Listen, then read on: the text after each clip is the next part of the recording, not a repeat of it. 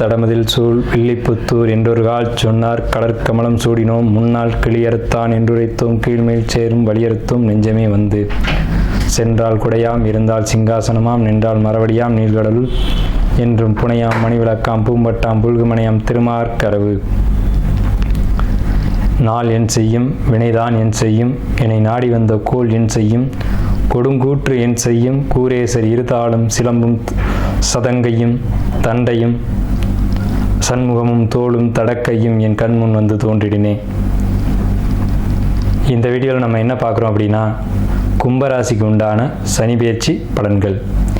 தயவுசெய்து இந்த வீடியோவை முழுமையாக ஸ்கிப் பண்ணாமல் பாருங்கள். அப்போ தான் நம்ம என்ன சொல்ல வர்றோம் அப்படிங்கிறது முழுமையாக தெரிய வரும் உங்களுக்கு.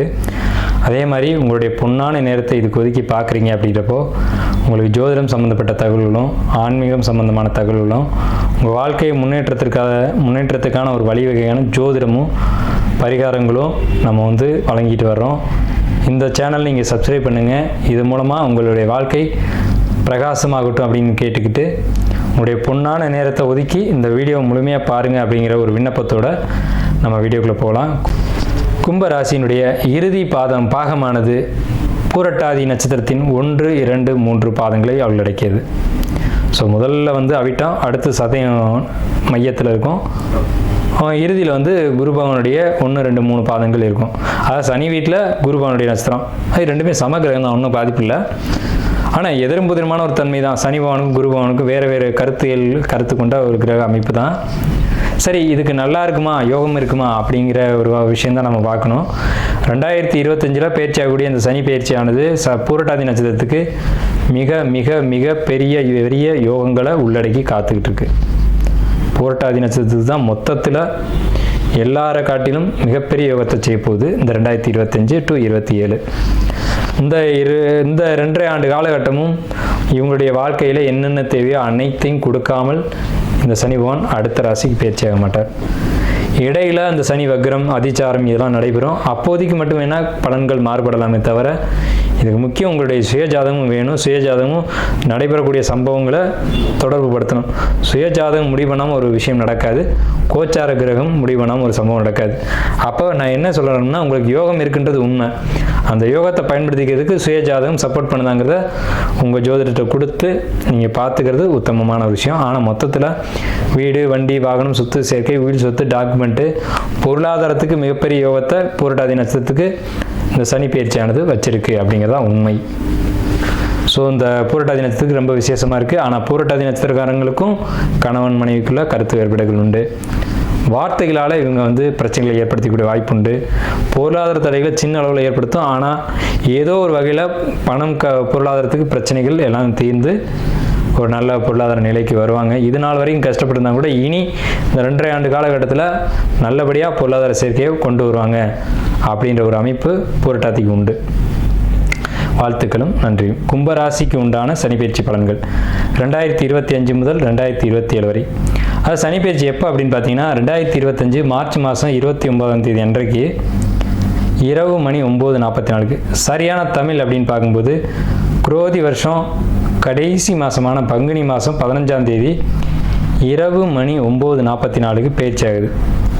இந்த பேச்சில் நம்ம என்ன சார் பண்ணலாம், என்ன பண்ணால் நமக்கு யோகத்தை கொடுக்கும் அப்படின்ற ஒரு எதிர்பார்ப்பு உங்கள்கிட்ட இருக்கலாம். அதுக்கான விஷயத்தை நம்ம சொல்கிறோம்.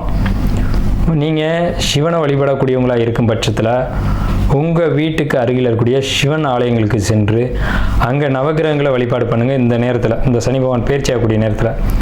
இல்லை சார், நாங்கள் பெருமாளை கும்பிடக்கூடிய ஒரு மார்க்கத்தில் இருக்கோம், வைஷ்ணவ மார்க்கத்தில் இருக்கோம் அப்படின்னு சொல்லக்கூடியவங்க பெருமாள் கோயிலுக்கு போய், உங்கள் வீட்டு பக்கத்தில் இருக்கக்கூடிய பெருமாள் கோயிலுக்கு போயிட்டு, நான் ரொம்ப தூரம்லாம் போக சொல்ல, அருகில் இருக்கக்கூடிய பெருமாள் கோயிலுக்கு போயிட்டு ஆஞ்சநேயரை வழிபாடு பண்ணுங்கள். ஏன்னா சனி பகவானுடைய ஒரு கட்டை அவிழ்த்தவரே ஆஞ்சநேயர் தான். அவரால் சனி பகவானுடைய ஆதிக்கத்தை குறைக்க முடியும். அவர் கொடுக்க வேண்டிய நல்லது கெட்டதை இவர் சரி செய்ய முடியுன்ற ஒரு கணக்கு இயற்கையில் இருக்குது. ஸோ இப்படிப்பட்ட இந்த கும்பராசிக்காரங்களுடைய குணங்கள் எப்படி இருக்கும் அப்படின்றத முதல்ல பார்ப்போம். அடுத்து கிரக நிலைகளை பார்ப்போம். அடுத்து பலன்களை பார்ப்போம். ஃபஸ்ட்டு கும்பராசி அப்படின்னாலே கோயில் கோபுர கலசம் அப்படின்னு அர்த்தம். கோயில் கோபுர கலசம் பிரகாசமாக தெரியும், எல்லார் கண்ணுக்கு தெரியும், தூரம் இருந்து பார்த்தாலே தெரியும். கோயில் அப்படின்னாலே பொதுமக்களுக்கானது அப்படின்னு அர்த்தம். அப்போ கும்பராசிக்காரங்க தனிப்பட்ட நபர்களில் உலகத்துக்காக, சொல்லப்போனால் பிறருக்காக படைக்கப்பட்ட மக்கள் அப்படின்னு அர்த்தம். மற்றவங்களுக்கு நல்லா இருக்கணும் அப்படின்னு நினைக்கக்கூடியவங்க யாருன்னா கும்பராசிக்காரங்க தான். எல்லாரும் நல்லா இருக்கணும், அவங்களோட சேர்ந்து நாமளும் நல்லா இருக்கணும், தனக்கு மட்டும் ஒன்று வேணும் அப்படின்னு நினைக்காம எல்லாருக்கும் எல்லாம் கிடைக்கணும்னு நினைக்கக்கூடியவங்க யாருன்னா கும்பராசிக்காரங்க. அதனால தான் சனி பகவான் இந்த ராசியில் வந்து மூல திரிகோணம் அடைகிறார். ஸோ அப்பேற்பட்ட உயர்வான குணங்களை படைத்தவங்க கும்பராசிக்காரங்க. அதனால தான் கும்பம் வந்து கோயில் கோபுரத்துக்கு மேலே கலசமாக இருக்குது. அந்த கும்பம் எங்கே இருக்குது பார்த்தீங்களா? உங்களுடைய சின்னம் உயரமான இடத்துல இருக்குது. அப்போ உங்களுக்கும் பிரபஞ்சத்துக்குமான ஒரு தொடர்பு எப்போவுமே இருந்துக்கிட்டு இருக்கும். இயற்கையில் ஒரு அமானுஷ்ய சக்தி, மந்திரம், மாந்திரிகம், தந்திரம், யந்திரம், இந்த விஷயங்கள தொடர்பு, குறி சொல்லக்கூடிய அமைப்பு, இதெல்லாம் வந்து கும்பராசிக்காரங்களுக்கு நிறையவே இருக்கும். இந்த வீடியோ ஸ்கிப் பண்ணாமல் முழுமையாக பாருங்கள். அப்போ தான் நம்ம என்ன சொல்ல வர்றோம் அப்படின்றது தெரியும். அப்போது இப்பேற்பட்ட உயர்வான அமைப்புடையவங்க கும்பராசிக்காரங்க அப்படின்றத சொல்லிட்டோம். கும்பராசிக்காரங்களை முன்னாடி விட்டு பின்னாடி பார்த்தோம்னா பாம்பு நடந்து போகிற மாதிரியே இருக்கும். ஒரு பாம்பு உள்ளே பூந்து போகிற ஒரு தோற்றம் இருக்கும். அந்தளவுக்கு வேகமும் விவேகமும் உடையவங்க கும்பராசிக்காரங்க. வேகம் இருக்கும், விவேகம் இருக்கும், ஆற்றலும் இருக்கும். அதே நேரத்தில் எந்த விஷயத்தை எப்படி செய்யணுன்ற சிறப்பான அறிவும் அவங்கள்ட்ட இருக்கும். ஒரு இடத்துல வேகம் இருந்தால் விவேகம் இருக்காது, விவேகம் இருந்தால் வேகம் இருக்காது. ஆனால் ரெண்டும் கலந்த ராசிக்காரங்க யாருன்னா கும்பராசிக்காரங்க தான். இந்த ராசியில் வந்து அவிட்டம் 3-4 பாதங்களும், ஷர்பத்தினுடைய நட்சத்திரமான சதயம் 4 பாதங்கள் உடையாமலும், பூரட்டாதியினுடைய 1-2-3 பாதங்களும் இருக்குது. அப்போ இந்த ராசி சனி பகவானுடைய ராசி, சனி மூல திரிகோணம் அடையக்கூடிய ராசி. ஆனால் இங்கே ஒரு செவ்வாயினுடைய பகை கிரகத்தினுடைய நட்சத்திரமும், ராகுவினுடைய நட்சத்திரமும், குரு பகவானுடைய நட்சத்திரமும் பொதிஞ்சிருக்கு. அப்போ ஆன்மீகம், இறை நம்பிக்கை, இறை வழிபாடுகள், இது சம்மந்தப்பட்டவங்க தான் இந்த கும்பராசியில் அதிகமாக பிறக்க முடியும். எந்த குடும்பத்தில் இறை வழிபாடு அதிகமாக இருக்குதோ அந்த வீட்டில் தான், எந்த குடும்பத்தில் பூர்வ புண்ணியங்கள் அதிகமாக இருக்குதோ, டெபாசிட் இருக்கோ, அந்த குடும்பத்தில் தான் கும்பராசிக்காரங்க அதிகமாக பிறப்பாங்க. கும்பராசிக்காரங்க பிறந்துட்டாங்கனாவே அந்த குடும்பத்தில் அவங்களுக்கு வளர்ச்சி இருக்கோ இல்லையோ, அவங்களுக்கு முன் பின் பிறந்த குழந்தைகளுக்கு யோகங்கள் அதிகம் அப்படின்ற ஒரு கான்செப்ட் ஜோதிடத்தில் இருக்குது. ஸோ இது கும்பராசினுடைய குணம் மட்டும்தான். இப்போ கிரக நிலைகளுக்கு வருவோம். 2ஆம் இடத்து ராகு, மன்னிக்கணும், ராசியில் ராகு. அதாவது சந்திரன், உங்களுடைய சந்திரன் இருக்கிற இடத்துலேயே ராகு பகவான் இப்போ கோச்சாரத்தில் வரப்போகிறாங்க. 2லேருந்து ராசிக்கு வர்றாங்க. அப்போ ராசியில் மூல திரிகோணத்தில் இருக்கக்கூடிய சனி பகவான் தன்னுடைய வீட்டுக்கு 2ஆம் வீட்டுக்கு போகிறாங்க. எப்போ நடக்குது? இது மார்ச் 29 நடக்குது. ராகு பகவானுடைய பேச்சு மே 18 நடக்குது. குரு பகவான் மே 14 அன்னைக்கு உங்கள் ராசிக்கு 5ஆம் இடத்துக்கு பேச்சாகிறாங்க. அதே சமயம் ராகுகேது பேச்சில் மே 14 அன்னைக்கு கேது பகவான் உங்கள் ராசிக்கு 7ஆம் இடத்துக்கு பயிற்சியாகி வர்றாங்க. இப்போ தான் விசேஷமான ஒரு அமைப்பு என்னன்னு கேட்டிங்கன்னா, உங்கள் ராசிக்கு 5ல் குரு. 5ல் குரு கெஞ்சினாலும் கிடைக்காதுன்னு பழமொழி. 5ல் குரு கெஞ்சினாலும் கிடைக்காது அப்படின்னா என்ன அர்த்தம்? ஒரு ஜாதகத்தில் 5ஆம் இடத்துக்கு குரு வருது அப்படின்னாலுமே அங்கே யோகம் வேலை செய்ய ஆரம்பிச்சிருச்சு அப்படின்னு அர்த்தம். இவ்வளோ நாள் ஏதேனும் கஷ்டங்களில் உங்கள் ஜாதக ரீதியாகவோ கோச்சார ரீதியாகவோ, கோச்சார கிரக அமைப்புங்கிறது 20% மட்டும்தான். அதை வச்சுட்டு இந்த 7.5 சனியை மட்டுமே வச்சுட்டு ஓடின ஜோசியெல்லாம் இருக்காங்க. அது 7.5 சனி என்னை பொறுத்த வரைக்கும் 7.5 சனியில் உடன்பாடு இல்லை அப்படின்ற கருத்து தான் சொல்லுவேன். அப்புறம் ஏன் சார் கோச்சார பலன் சொல்கிறீங்க அப்படின்னா, இது 20% பொருந்தும், சுய ஜாதகம் 80% பேசும். கோச்சார கிரகங்களுக்கு ஒரு சம்பவத்தை நடத்தக்கூடிய ஒரு தனிப்பட்ட தன்மைகள் இருக்குது. அதனால தான் நம்ம கோச்சார கிரகங்களை பார்க்குறோம். ஆனால் முழுமையாக கோச்சார கிரகங்கள் ராசி பலன் அப்படிங்கிறது இல்லை. 80% சுய ஜாதகம் தசாபுத்திகளும், 20% மட்டுமே கோச்சார கிரகங்களும் பேசும் என்பது தான் உண்மை ஜோதிடத்தில். ஸோ அப்போ இது பொய்யா அப்படின்னா பொய்யும் கிடையாது, இதுவும் உண்மை. சுய ஜாதகத்தை கண்டிப்பாக பார்க்கணும். ஒரு 6 மாதத்துக்கு ஒரு முறையாவது, முடிஞ்சவங்க 3 மாதத்துக்கு ஒரு முறையாவது ஜோதிடர் பார்த்து அவங்கள எனக்கு காலம் எப்படி இருக்குது அப்படிங்கிறத கேட்டுக்கோங்க. ஏன்னா ஜோதிடம்ன்றது மிகப்பெரிய ஒரு விஷயம். ஸோ உங்கள் குடும்ப ஜோசியர்ட்டையோ அல்லது எங்களை மாதிரி ஜோசியர்ட்டையோ கொடுத்து உங்கள் ஜாதகத்தை பார்த்துக்கிறது அப்படிங்கிறது உத்தமமான விஷயம். ஆனால் 5ல் குரு கெஞ்சினாலும் கிடைக்காது. அப்போ 5ல் குரு ஏன் கெஞ்சினாலும் கிடைக்காது அப்படின்னா, உங்கள் ராசி குரு பகவான் 9ஆம் பார்வையை பார்ப்பார். ராசிக்கு ராகு வந்திருக்கார். அவர் பிரம்மாண்ட கிரகம். நல்லதை பிரம்மாண்டமாக கொடுப்பாரா, கெட்டதை பிரம்மாண்டமாக கொடுப்பாரான்றதான் கேள்வி. அப்போ குரு பகவானுடைய ஒளி ராகு கிடைச்சா நல்ல விஷயங்களை பிரம்மாண்டமாக கொடுப்பார் அப்படின்னு அர்த்தம். சரிங்க சார், இப்போ 5ல் குரு இருக்கார்.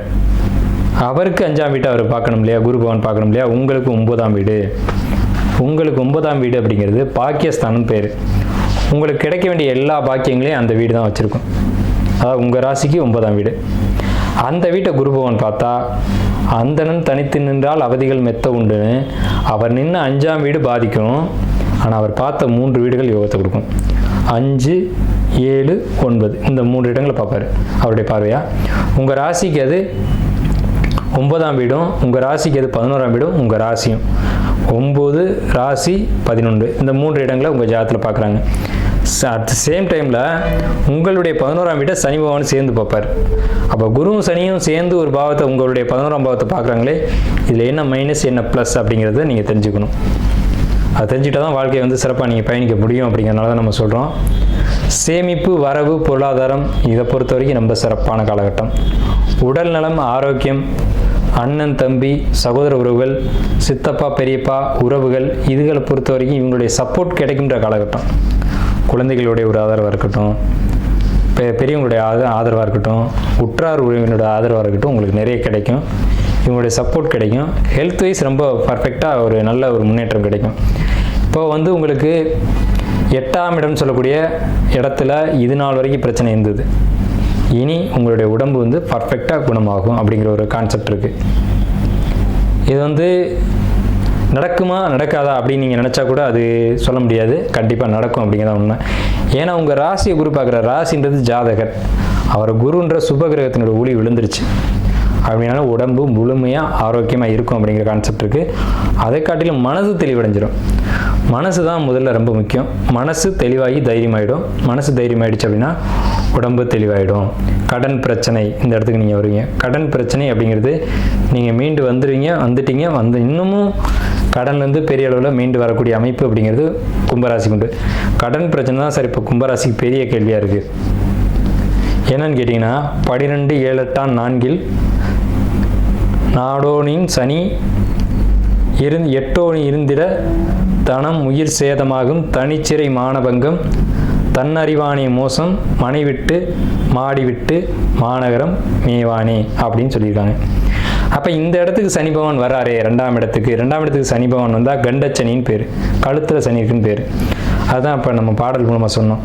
12 8 என்பான் 4 ஏறிட சனியே இருந்திட 8 தனமுயிர் சேதமாகும் தனிச்சிறை மானபங்கம் தன்னறிவே மோசம் தன்னறிவானே மோசம் மனை விட்டு மாடி விட்டு மாநகரம் மேய்வானே. அதாவது அந்த நகரத்தை விட்டே வெளிநகரம் போவான் அப்படின்ற ஒரு அமைப்பு இருக்குது. அதை குரு பகவானுடைய பார்வை ராசியை பார்க்கறதுனால கண்ட்ரோல் பண்ணுது.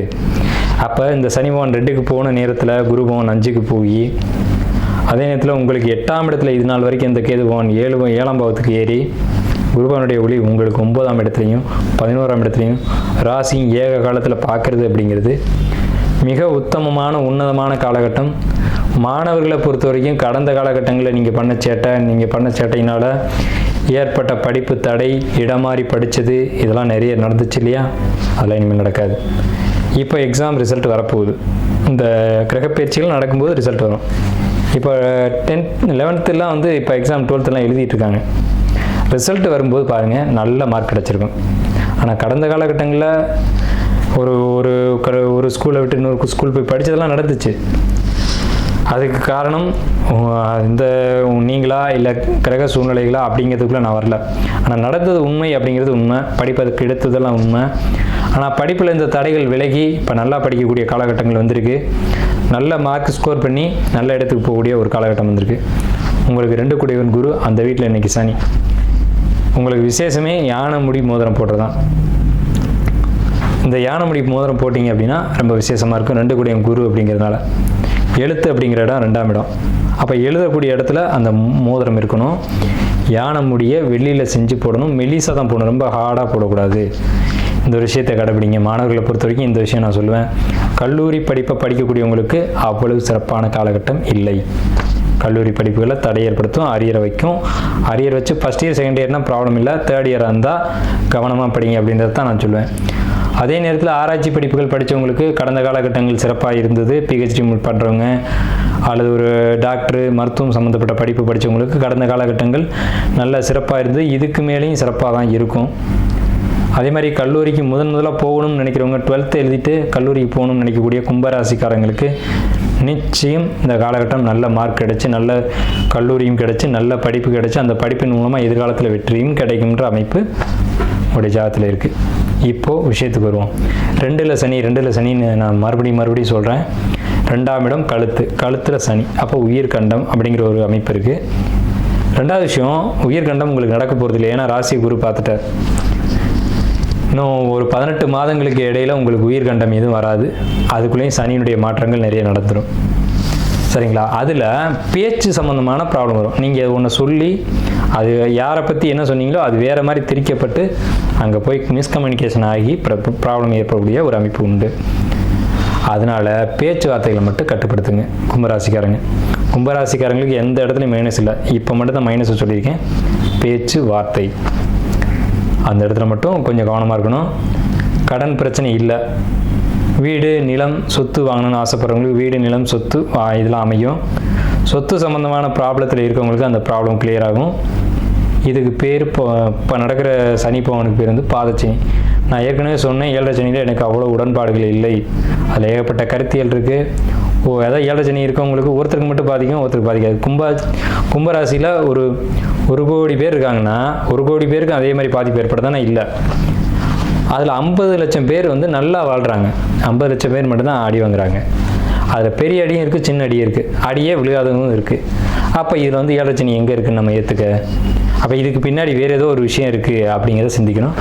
அதுதான் சுயஜாதகம் அப்படின்ற ஒரு கான்செப்ட். ஆனால் இது வந்து பொதுவாக சொல்லணும் அப்படின்றதுக்காக பாதச்சனி அப்படின்ற கான்செப்ட் சொல்லியிருக்கேன். பாதச்சனி காலகட்டங்களில் நல்ல விஷயங்கள் நடக்கும் அப்படின்ற ஒரு அமைப்பு இருக்குது.